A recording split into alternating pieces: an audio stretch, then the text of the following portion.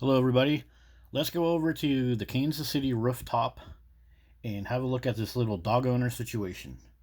In this video, I'm going to demonstrate how dog owners are entitled, they have no culpability, they're kind of like welfare queens, and they are definitely the number one abusers of dogs. And they also demonstrate a few sociopathic behaviors. And hit me up in the comments if you recognize any of these behaviors.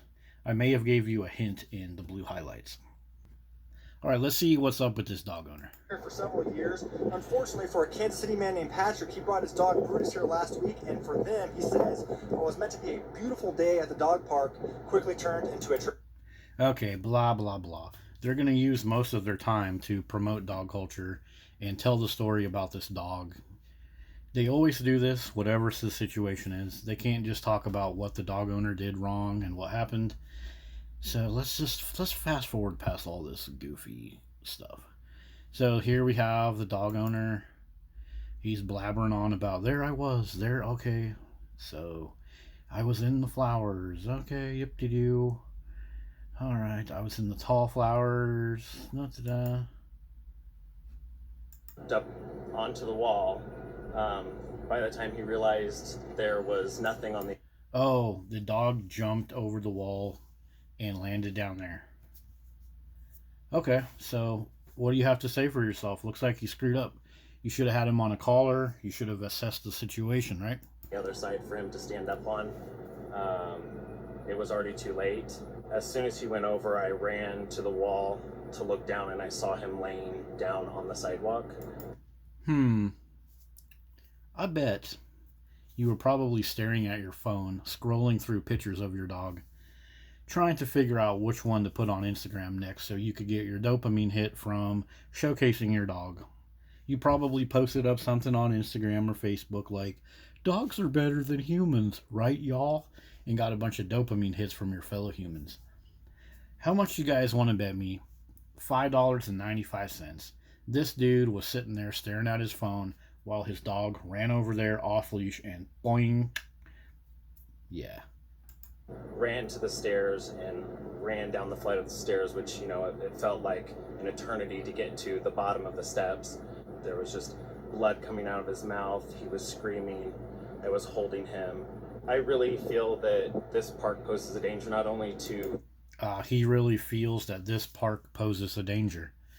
Okay, well then why weren't you proactive and put a leash on your dog? You see, this stuff is always reactive with these dog owners. They wait until something happens and then they demand a new safety change. Animals, but also to humans. It could have happened to anybody. It could have happened to a child. Okay, stop right there. So they always do this. And this is actually terribly, terribly sinister. They leverage our human emotions by always throwing this little thing in there about kids. What if it was a kid? What if it was a kid? They always do this with dog culture, especially everywhere else. They say, well, my dogs are my children. I'm a fur daddy. I'm a fur mommy. They're hijacking our proper human thinking and labeling dogs as kids. They're leveraging our love for our fellow kids to try to steal that and give it to dogs. It's actually one of the most nasty, sinister things out there about dog culture. Constantly leveraging our love for our human kids to give us this crazy opportunity to give that love to dogs. And that's not right at all. And his whole argument is also very, very stupid. A child could be standing right here and dad and mom could say, hey, don't jump over that wall. Look over the wall. That's dangerous. Stay away from the wall. And the little kid has a prefrontal lobe, not a lemon brain like the dog. And the little kid can say, okay, mom, okay, dad, I'll stay away from there. And if I see my little brother and sister go over there, I'll remind them. If I see one of my friends get too close, I'll run over there and help them. And that's another thing about this. Children and humans, they can help each other when they're in danger. A dog cannot. A dog will run over there, jump to its own death, and other dogs will see that, and they'll think that, oh, there must be a bone over there. I got to run over there too. So his whole little argument about, well, what about if it happened to a kid? People think that's so beautiful and perfect. Like, oh yeah, kids, let's make a bunch of changes to save stuff for kids. No, you're just doing it for your dog, and you're using this false thing about children to trick people into believing you. I would like to see some sort of improvements along the wall by somehow raising the height, whether it's with glass panel. How about an improvement of you not being a freaking dipshit and put your damn dog on a leash? How about that? You want more taxpayer money, more property money.